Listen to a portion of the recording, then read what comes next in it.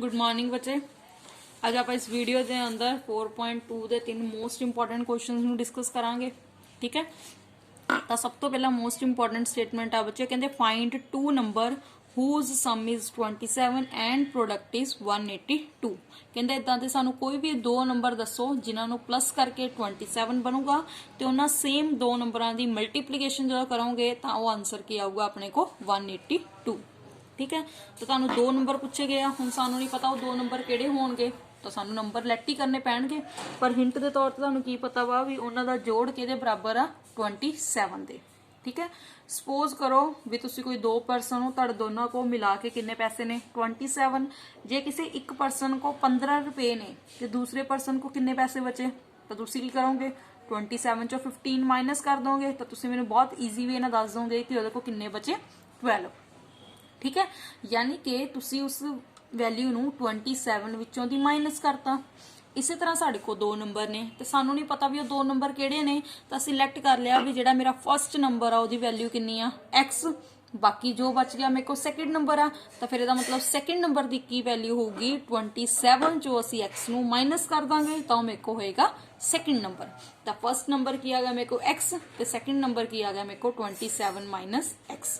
ठीक है, बोलिया की सी भी इन्हां दोनों नंबरों की प्रोडक्ट के बराबर आ 182 दे, तुसीं इन्हां दोनों फैक्टर्स नूं की करवा दोगे multiply, x multiply 27 minus x के बराबर आ 182 दे, x नूं ब्रैकेट के अंदर मल्टीप्लाई किया 27x माइनस x नूं x नाल मल्टीप्लाई किया x square is equal to 182। ठीक है, तो इन्हूं इन्हां मल्टीप्लाई करवाया। हुण मोस्ट इंपॉर्टेंट ध्यान देने वाली गल किहड़ी हुंदी है भी एक्स स्क्वायर की आ माइनस आ, पर जदों असीं कैलकुलेशन करनी हुंदी है तो साडी कोशिश रहे साडा एक्स स्क्वायर काहदा रहे प्लस दा, तो इहनूं प्लस बनाउण दे लई असीं साइड चेंज कर लैंदे आ। सब तो ईजी तरीका है माइनस दा एक्स स्क्वायर दिस साइड जाऊगा प्लस दा 27 दिस साइड जाऊगा माइनस दा, इधर कुछ भी नहीं बचूगा तो इधर असीं की लिख दांगे 0। ठीक है, तो यही फिर असीं स्टैप करते हैं, तो अपने को स्टैप की बन गया बच्चे 0 is equal to x square minus 27x plus the 182। ठीक है, जीरो नूं चाहे इस साइड ते लिखो चाहे इज इक्वल टू इधरली साइड लिखो कोई फर्क नहीं पैंदा, तो असीं और पाके नूं की लिख लिया x square minus the 27x plus the 182 is equal to 0।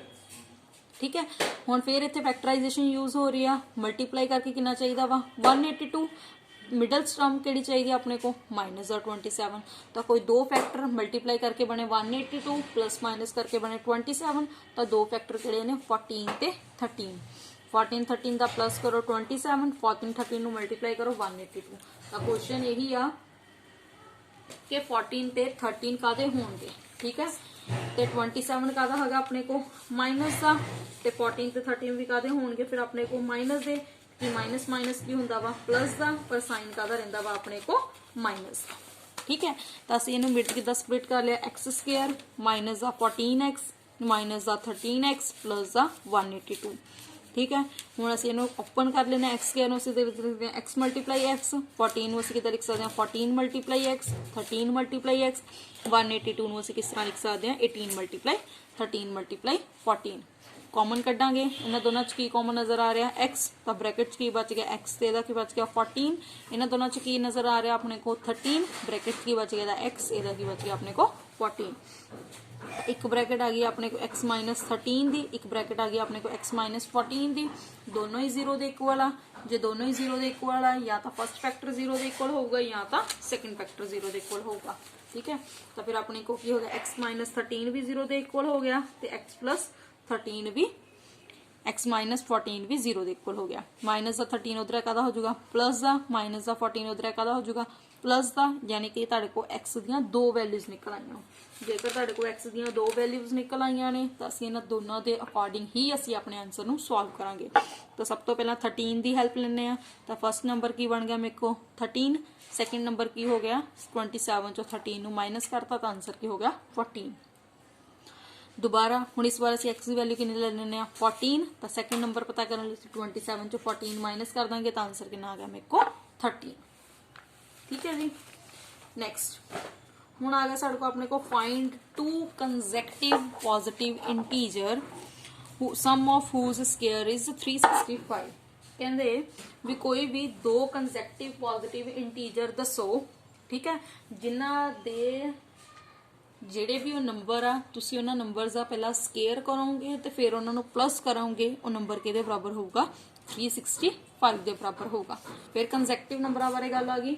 ਜੇ ਕੰਸੈਕਟਿਵ ਨੰਬਰਾਂ ਬਾਰੇ ਗੱਲ ਆ ਗਈ ਇਹਦਾ ਮਤਲਬ ਸਾਨੂੰ ਫਿਰ ਨੰਬਰਾਂ ਨੂੰ ਕੀ ਲੈਟ ਕਰਨਾ ਪਊਗਾ x, ਤੇ ਦੂਸਰੇ ਨੰਬਰ ਨੂੰ ਕੀ ਲੈਟ ਕਰਨਾ ਪਊਗਾ x + 1।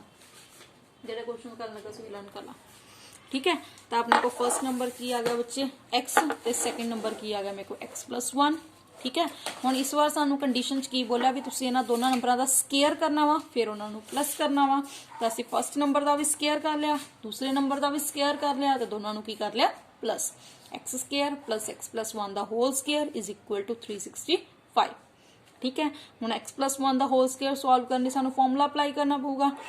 ਕਿਹੜਾ ਫਾਰਮੂਲਾ ਅਪਲਾਈ ਕਰਨਾ ਪਊਗਾ a + b the whole square = a² + b² + 2ab। ਤਾਂ ਕੀ ਆ ਗਿਆ ਆਪਣੇ ਕੋ x² + x² + 1² + 2 × x × 1 = 365। x² + x², 1 ਦਾ ਸਕੁਅਰ ਕਿੰਨਾ ਹੋ ਗਿਆ 1, 2 ਨੂੰ x ਨਾਲ ਮਲਟੀਪਲਾਈ ਕੀਤਾ 2x = 365।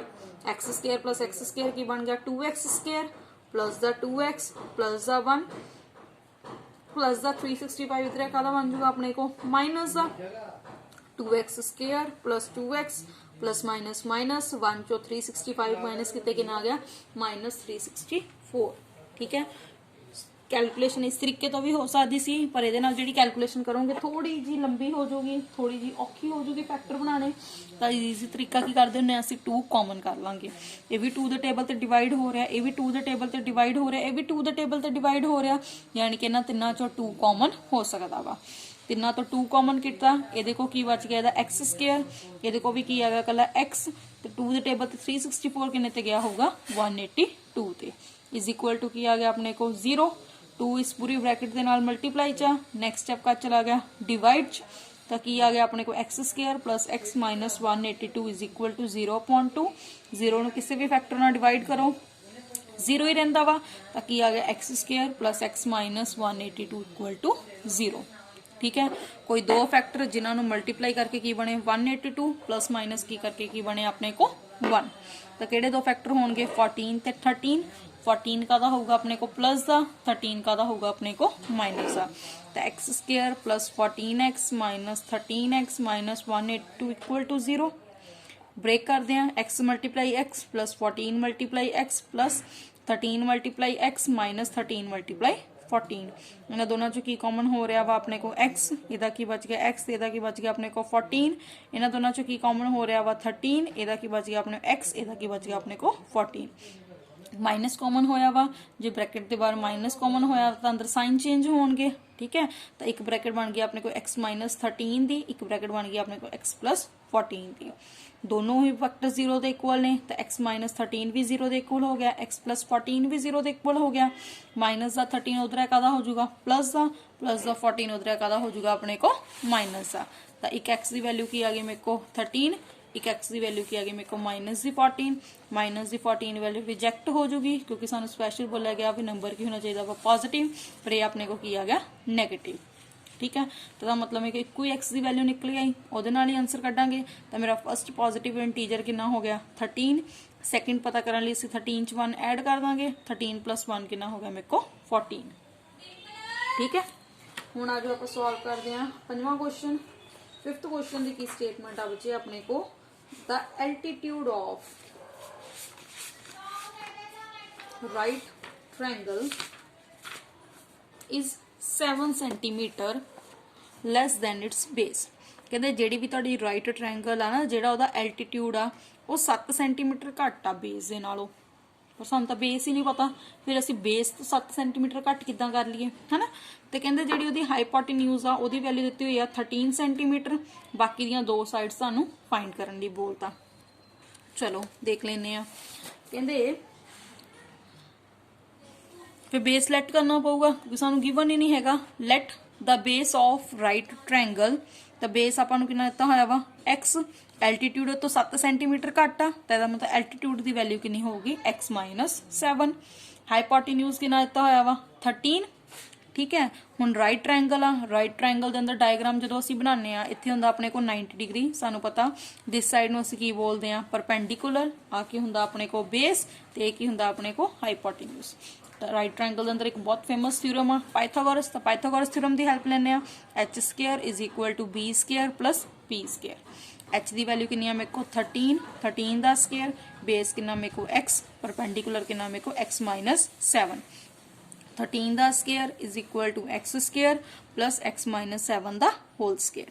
13 का स्केयर 169 प्लस एक्स स्केयर इसी तरह ही आ गया, एक्स माइनस 7 फिर नहीं माइनस हो सकते, फॉर्मूला अप्लाई करना पऊगा। केड़ा फॉर्मूला, ए माइनस बी का होल स्केयर कि बराबर होंदा A square plus B square minus 2ab, यानी कि X square plus 7 square minus 2 multiply X multiply 7।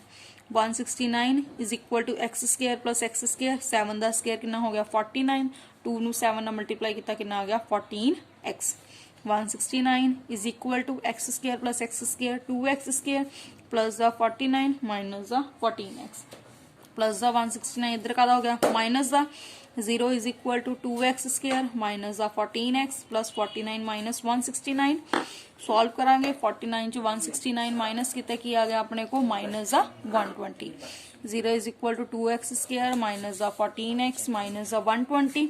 इन्हू इस साइड से लिख लांगे कोई फर्क नहीं पैंदा, 2x स्केयर माइनस 14x माइनस 120 इक्वल टू 0।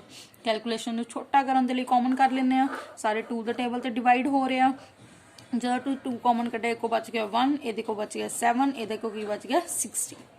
तो की आ गया x square minus 7x minus 60 is equal to 0। 0 नू किसी भी अखर नाल डिवाइड करो कोई फर्क नहीं पैंदा, यानी कि तुहाडे को की बच गया x square minus 7x minus 60 multiply करके सानू कितना चाहिए वा 60 प्लस माइनस करके की चाहिए वा अपने को 7। तो किहड़े दो फैक्टर होणगे 12 ते 5, 12 ते 5 नू मल्टीप्लाई किया 60, 12 ते 5 नू सॉल्व किया 7।